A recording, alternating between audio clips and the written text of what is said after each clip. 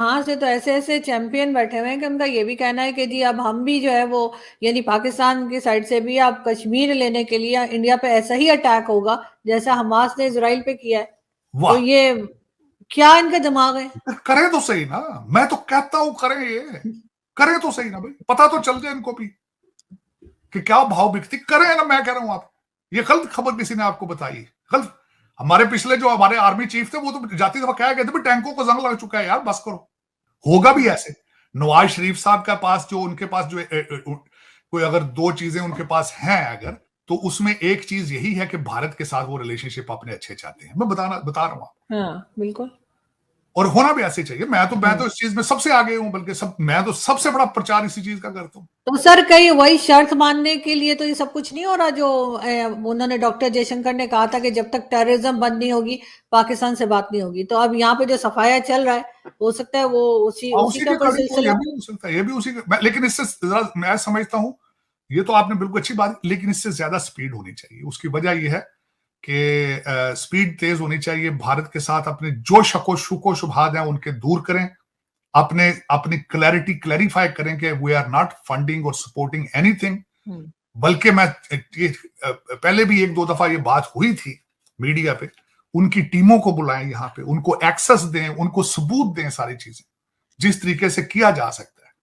और ना सिर्फ भारत के साथ, अफगानिस्तान का भी हल निकालें, उनके साथ भी, ईरान के साथ भी हल निकालें इन चीजों का।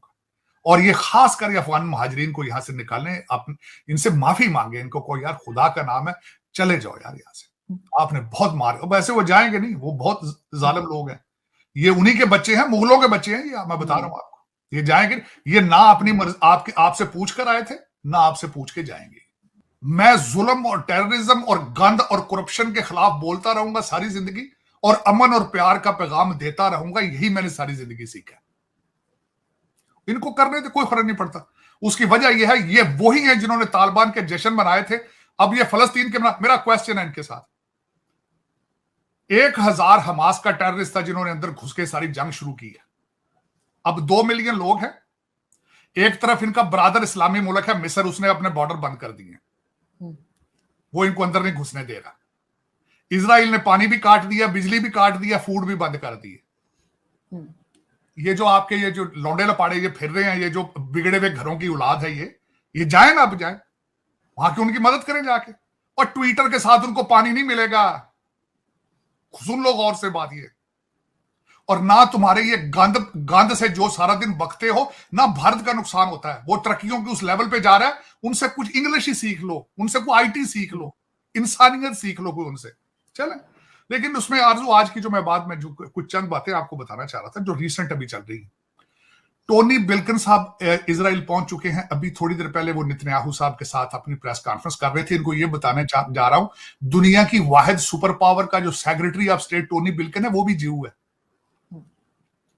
और अमेरिका ने अपने 2 शिप कैरियर, जो कि दुनिया का अभी तक उसकी टक्कर के शिप कैरियर नहीं बने, एक का नाम जेरड फोर्ड है, दूसरे का नाम आइजनहावर है, अगलों ने लाके खड़ा कर दिया वहां पे। और इनको ये नहीं पता ये हमास ने शरारत जो की है ये किस बेस पे की है। ये तो समझते ना, ये सारी गेम चल रही है चाइना, रशिया और अमेरिका की। क्योंकि जो ये यूक्रेन में कर रही थी वेस्टर्न सिविलाइजेशन, रशिया को ब्लीड करने की कोशिश कर रहे थे, उसके रिटेलिएशन में उन्होंने कर दिया। इन्होंने पैसे वैसे ले लिए होंगे। अब मैं इनको बात बताना चाहूंगा, आपके लौंडे लपाड़ों को कुछ और गाइड करना चाहूंगा। हमास का हेड जो है वो 2 मुल्कों में उसकी प्रॉपर्टी है, 3 मुल्कों में बल्कि उसकी उसके सबसे पहले तो ये शवाहिद मौजूद है ऑनलाइन, अगर गूगल करने की सलाहियत रखते हैं गूगल करें। उसके बच्चों की टर्किश सिटीजनशिप है, टर्की के अंदर उसकी रियल स्टेट इन्वेस्टमेंट है उसकी, और उसके बच्चों के नाम पनामा लीक में शामिल थे, जिसमें इनके नवाज शरीफ साहब के और दूसरे पाकिस्तानियों के नाम थे। करप्शन में पनामा लीक में वो पैसे जमा कराते थे, जरा निकाल के देख लें। बल्कि इस वक्त जो इंटरनेशनल मीडिया, जब मैं रिसर्च कर रहा था इसके हमास के हेड के ऊपर, उसके बच्चों की तस्वीरें मौजूद हैं, शादीशुदा होके वो नाइट क्लबों में घूम रहे हैं टर्की और कई दूसरे ममालिक के अंदर दूसरी खवातीन के साथ। ये इस्लाम है इनका, और ड्रिंकिंग करते हैं, ये भी मैं बता दूं आपको, ये ऑनलाइन पढ़ा है मैं कौन सा उसको पर्सनल जानता हूं। लेकिन उसकी वजह यह है कि ये जो आप जिस मुल्क में बैठेंगे, मेरा भी दुख उसी के साथ ही है सबसे ज्यादा, इसमें कुछ लोग आंखों से अंधे हो चुके हैं, कानों से बहरे हो चुके हैं, जिनको उस्मान बुजदार की करप्शन नजर नहीं आई, जिनको गोगी नजर नहीं आती, इतने अंधे हो चुके हैं, इतने अंधे हो चुके हैं। और जाके अब उस बंदे का नाम मुर्शद रख दिया है, जमान पार्क के गेट को जाके चूमते हैं, मनते मान रहे हैं वहां। फिर मैं उस कौम का आप मुस्तकबिल खुद अंदाजा लगाएं क्या है, उसका क्या वो कौम क्या करेगी, जिनके पास खाने के लिए सुबह खाते हैं, शाम का उनको मिलता नहीं है। तो सर दिमाग तो बहुत है इनके पास, इसलिए कि अभी जो बीबीसी की एक रिपोर्ट आई थी उसमें उन्होंने कहा जो भिखारी पकड़े गए गल्फ से, वो कहते हैं कि जी पाकिस्तानी रुपीस में भीख मांगते हैं, फायदा नहीं होता, इसलिए हम दूसरी कंट्रीज में जाते हैं। तो कल परसों फिर डीडब्ल्यू ने भी किया है कि सऊदी अरेबिया में बुरके पहन के खवातीन आपकी पैसे सऊदी रियालों में मांग रही है। मैंने आपको शायद बताया था, मैं तो खुद विक्टिम है इस बात का। इन कुछ इस आंखों से अंधे लोग जो हैं, हरम शरीफ के अंदर मेरे सामने मुझसे बैठ के पैसे मांगते रहे, हरम शरीफ में, मस्जिद नबवी में मेरे से पैसे मांगते रहे बैठ। तो इस कौम को फिर मैं इसका क्या बताऊं आपको, आप किस मुल्क में बैठी हैं और इसका क्या फ्यूचर है, क्या बताऊं लेकिन ये कि इस वक्त हालात वहां पे ये हैं, आप देखिएगा आगे फ्यूचर में। उसकी वजह ये है, इनको ये चाहिए, ये जो इधर आपके इस्लाम के ठेकेदार सारे बैठे हैं, पहले लिबिया में देख लें क्या हालत हो रही है, पहले देखें इराक में हालत क्या हो रही है, सीरिया के अंदर क्या हालात हो रहे हैं। आप इन मुल्कों की खवातीन जो है, सारे यूरोप के अंदर प्रोस्टिट्यूशन जाके ये जो आप कर रहे हैं, ना सिर्फ खैरात मांगती है बच्चियां इनकी, वहां पे सारी प्रोस्टिट्यूशन में इन्वॉल्व हो रही है। ये इस्लाम के ठेकेदार उस तरह तवज्जो नहीं देते सारे।